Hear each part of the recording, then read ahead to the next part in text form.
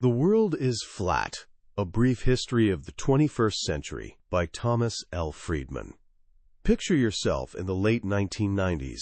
The world feels predictable. Giant corporations rule, governments hold the cards, and thick walls divide countries and economies. Want to build something groundbreaking? You'd better be in America, Europe, or Japan. Sure, talent matters, but honestly, your birthplace matters just as much. Meanwhile, beneath the surface, something extraordinary is brewing. Massive, world-changing forces are converging like tectonic plates shifting deep underground. And then, one day, a journalist who spent his career chasing conflicts and political dramas finds himself halfway across the planet, standing on a golf course in Bangalore, India. His playing partner gestures toward the first green with some curious advice. Aim at either Microsoft or IBM. He glances around, confused. The T markers? Epson. His caddy's hat? 3M.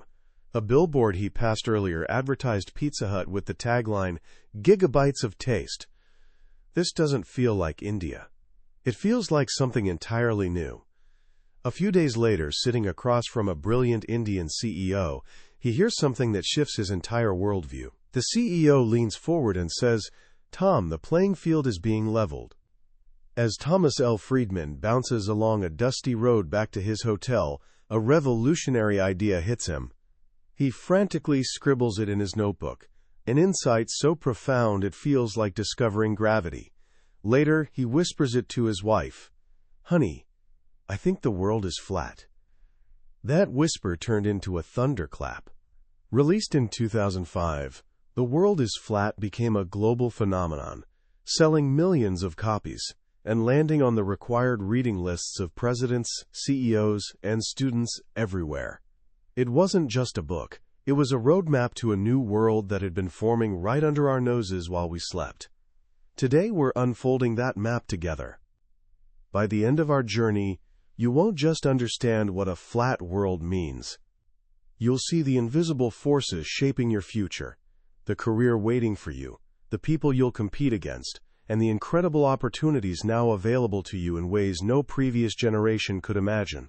This isn't just 21st century history, it's the story of your life. Ever wonder how we got here?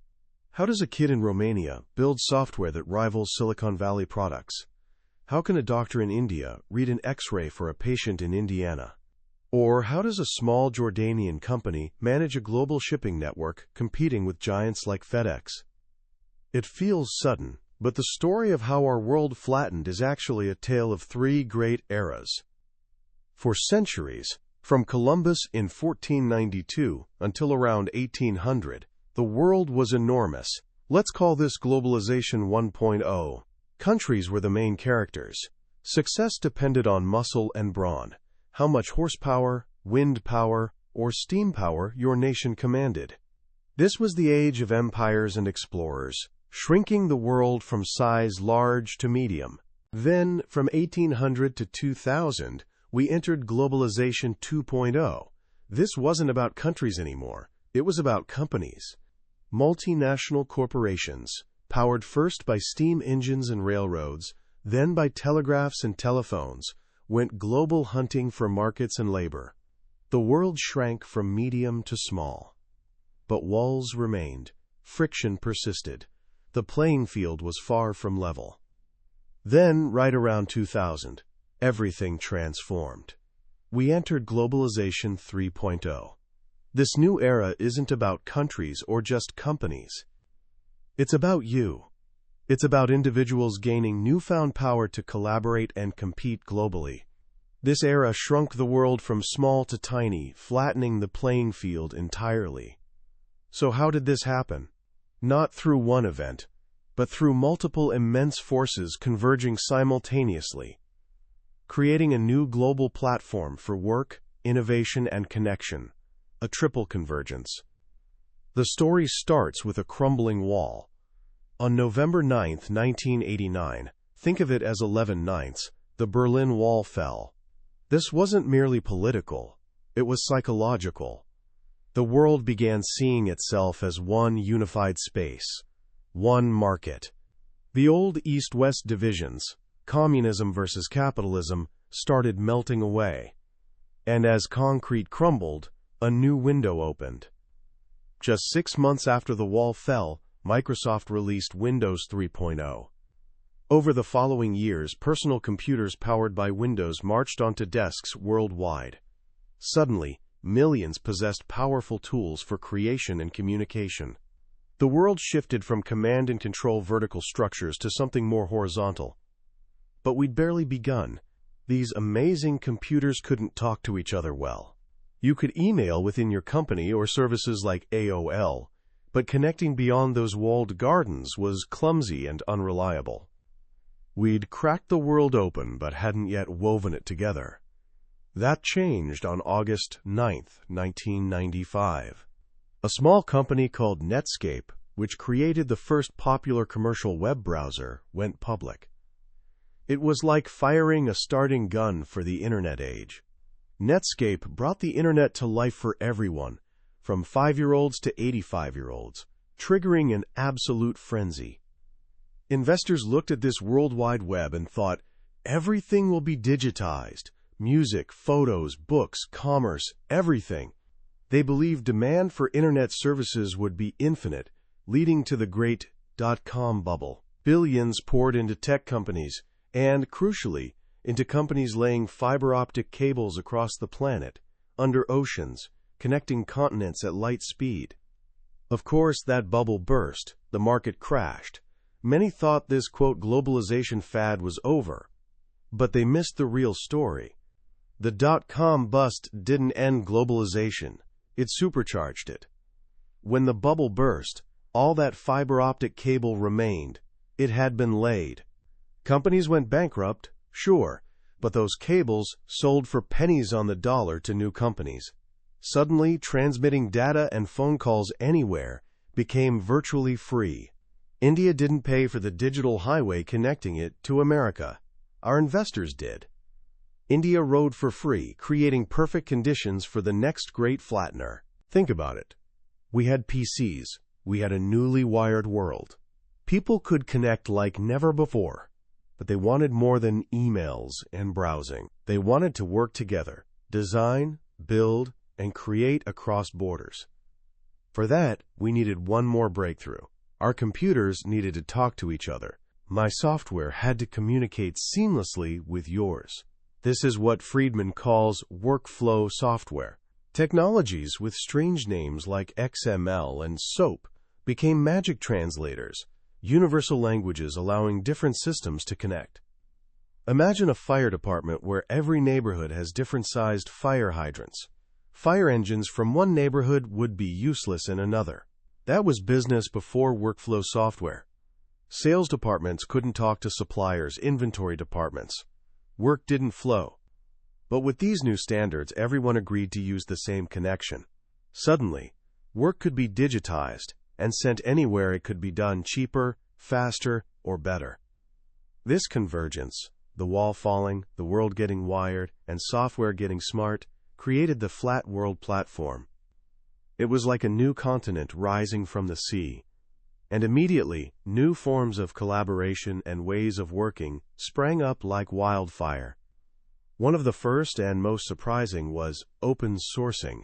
Computer geeks, working for free in online communities, created some of the world's most powerful software. Take Apache. In the mid-90s, giants like IBM and Microsoft spent millions building web servers, software that runs websites. But volunteer programmers worldwide started sharing improvements, or patches, to a free public server program. They collaborated online, reviewed each other's code, and built something so good and reliable that it now powers about 2/3 of the world's websites. Even IBM, after failing to compete, eventually joined them, contributing its top engineers to the free, open-source project. Revolution from the bottom up. Proof that horizontal, collaborative communities could out-innovate top-down corporate giants. Then came the force that truly put the flat world on everyone's map: outsourcing. This story has a surprising hero, Y2K. Remember the Millennium Bug? The fear that when calendars flipped from 1999 to 2000, computers worldwide would crash because they couldn't handle the new date? Fixing millions of lines of old code was a massive, tedious job. And who had a giant, untapped army of English-speaking, well-trained, affordable software engineers? India. For decades, India produced some of the world's best engineers at its elite Institutes of Technology, or IITs. But its socialist economy couldn't create jobs for them, so many left for America. Y2K changed everything. Desperate American and European companies began sending huge amounts of this remediation work to Indian firms. As one Indian executive put it, this was the, quote, acquaintanceship process. American companies saw firsthand that Indian engineers delivered high-quality work, on time, for less money. Then the dot-com bubble burst. American companies weren't just seeking talent, they desperately needed to cut costs. And who was already on their speed dial? Their new friends in India. If Y2K was acquaintanceship, this was falling in love. Outsourcing exploded. Call centers, accounting, software maintenance, any digitizable job began flowing down those free fiber optic pipes. While India became the world's back office, another giant became the world's factory. This is the offshoring story. On December 11, 2001, China joined the World Trade Organization, signaling to the world that China was open for business permanently. While outsourcing means hiring another company to perform a function, offshoring means moving your entire factory from, say, Canton, Ohio, to Canton, China. China offered a mind-boggling combination: a massive pool of low-wage, high-discipline workers, a rapidly growing domestic market, and a government obsessed with building world-class infrastructure. An African proverb posted in a Chinese factory captured it perfectly. Every morning in Africa, a gazelle wakes up. It knows it must run faster than the fastest lion, or it will be killed. Every morning a lion wakes up. It knows it must outrun the slowest gazelle or it will starve to death. It doesn't matter whether you are a lion or a gazelle. When the sun comes up, you better start running.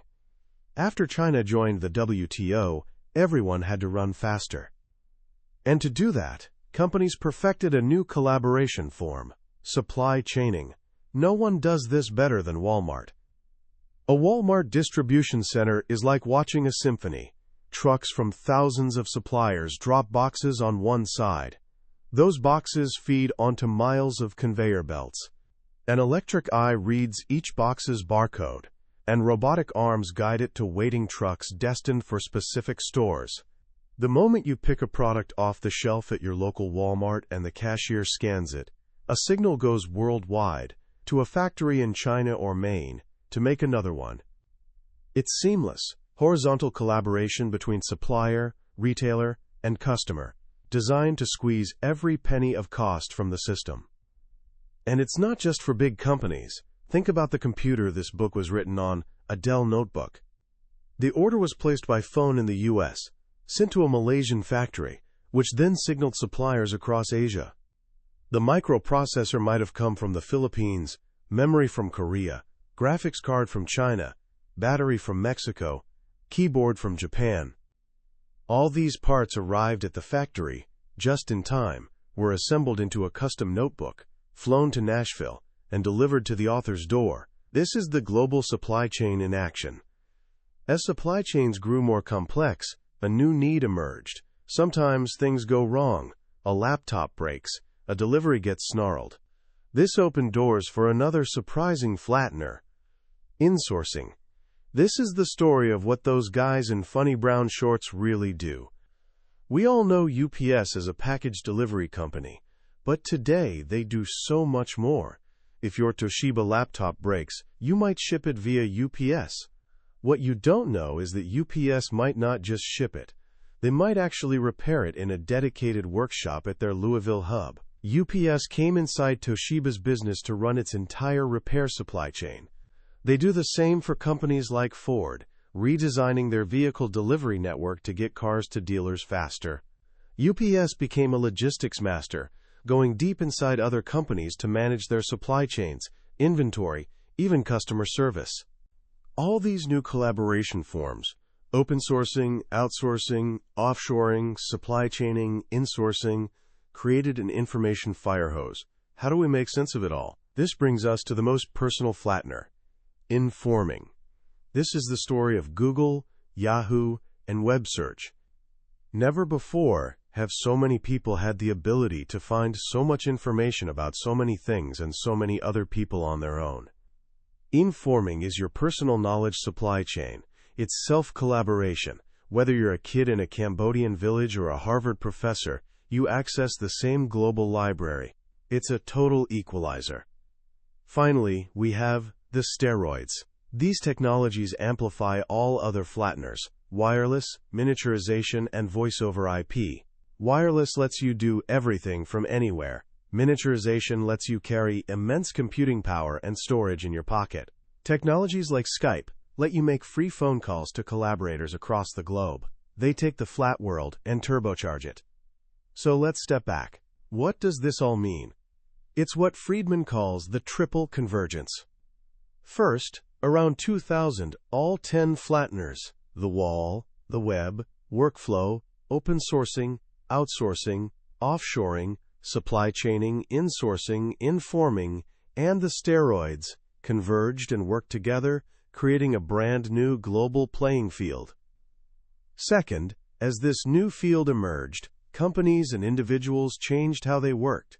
They had to. They moved from old vertical top-down value creation to new horizontal collaborative methods. This behavioral change itself flattened the world even more. And third, right at that moment, 3 billion people from China, India, Russia, and the former Soviet bloc walked onto this newly flattened playing field for the first time. For centuries, they'd been spectators. Now they were players. Think about that. 3 billion new minds, new hands, new creators, all able to plug and play, to compete and collaborate, more equally and more cheaply than ever before. It wasn't just change.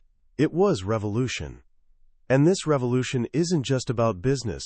It's forcing a great sorting out of everything. Who are we loyal to? Our company? Our country? Our global supply chain?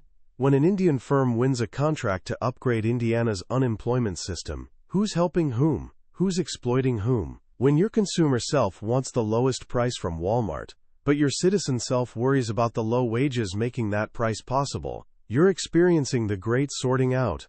In a flat world, our identities conflict. Of course, the world isn't perfectly flat. Huge populations remain left out. They're the too sick, living in regions ravaged by diseases like AIDS and malaria, without even clean water. They're the too disempowered, living in rural areas without infrastructure or education to join the playing field. And they're the too frustrated, those particularly in the Arab Muslim world, who feel humiliated by the flat world and lash out against it. Al-Qaeda is this story's dark side. They're a mutant supply chain, using the same collaborative tools as global companies, but for destruction, not creation. This is our time's great drama, the struggle between two powerful imaginations. The imagination of 11/9, the day the Berlin Wall fell, which is about opening up, connecting, and collaborating. And the imagination of 9/11, which is about building walls, disconnection, and destruction. One lifts everyone up, the other seeks to bring everyone down. Ultimately, this book is a call to action. It tells us that in this new, flat world, you can't be average.